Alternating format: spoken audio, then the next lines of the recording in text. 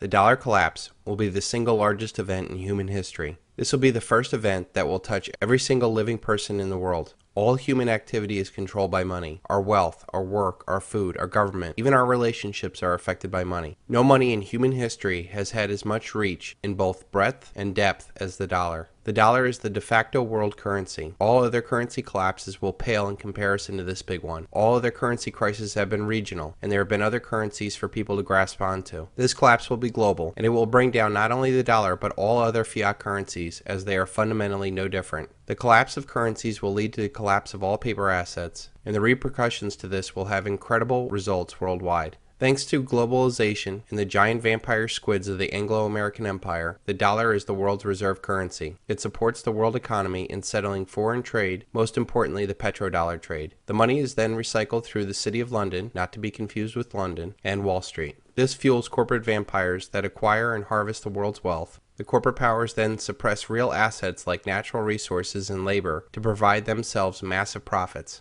This fascist, statist, collectivist model provides the money into the economy to fund an ever-increasing federal government. The government then grows larger and larger, enriching its minions with jobs to control their fellow citizens. Finally, to come full circle, the government then controls other nations through its military-industrial complex. This cycle will be cut when the mathematically inevitable collapse of the dollar happens. In order for our debt-based money to function, we must increase debt every year in excess of the debt and interest accrued the year before, or we will enter a deflationary death spiral. When debt is created, money is created. When debt is paid off, money is destroyed. There is never enough to pay off the debt because there would not be $1 in existence. We are at a point where we will either default on the debt or create more money in debt to keep this cycle going. The problem is, if you understand anything about compounding interest, we are reaching a hockey stick moment where the more debt that is incurred, the less effective it is, and this leads us to hyperinflation. There are only two actors needed for this hyperinflation: the lender of last resort, the Federal Reserve, and the spender of last resort, the government. These two can and will blow up the entire system.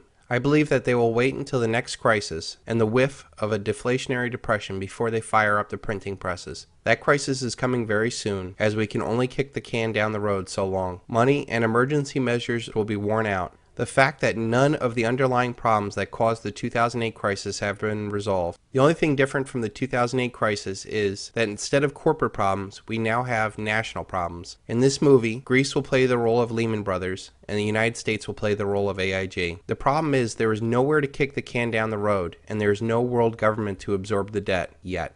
This leads me to the top 5 places not to be when the dollar collapses. Number 1 on this list, I believe, is Israel. This Anglo-American beachhead into the Middle East was first conceived by the most powerful family in the world, the Rothschilds, in 1917. The Balfour Declaration said that there would be a Zionist Israel years before World War II and the eventual establishment of Israel. Israel has not been a good neighbor and has always had the biggest bullies on the block at its back. When the dollar collapses, the United States will have much more on its plate, both domestically and internationally, to worry about this non-strategic piece of land. This will leave Israel very weak at a time when tensions will be high. This very thin strip of desert land will not be able to stand the economic reality of importing its food and fuel, or the political reality of being surrounded by nations that don't care for it. Second on this list, I feel, is Southern California. The land of fruit and nuts turns into battlefield Los Angeles. 20 million people packed into an area that has no food and water is not good, to say the least. Throw on top of it huge wealth disparities and the proximity to a narco state, and this does not bode well.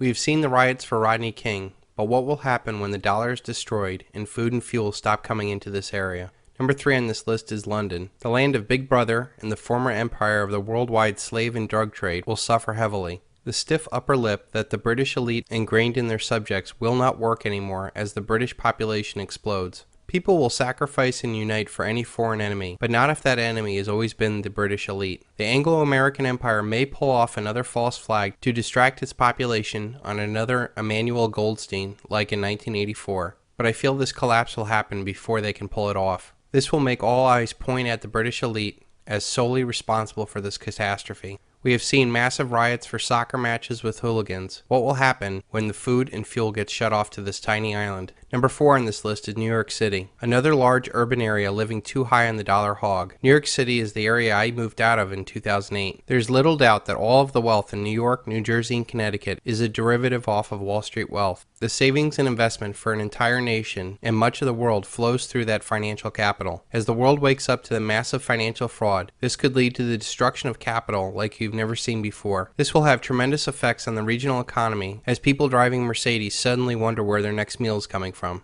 The fifth and final place not to be when the dollar collapses is your local metropolitan area. Urban areas in general are a very bad place to be during currency collapses. Too many people packed into tight areas, totally unprepared and dependent upon a dollar paradigm is the last place you want to be when the dollar collapses. You can ignore reality, but you cannot ignore the consequences of ignoring reality. Ayn Rand. To sum it up, those areas that lived highest on the hog in the dollar paradigm will most likely be the worst places to live when the dollar collapses. Most that live in urban areas will probably pass this off as doom and gloom, but rest assured, this dollar collapse is happening. It is a mathematical inevitability.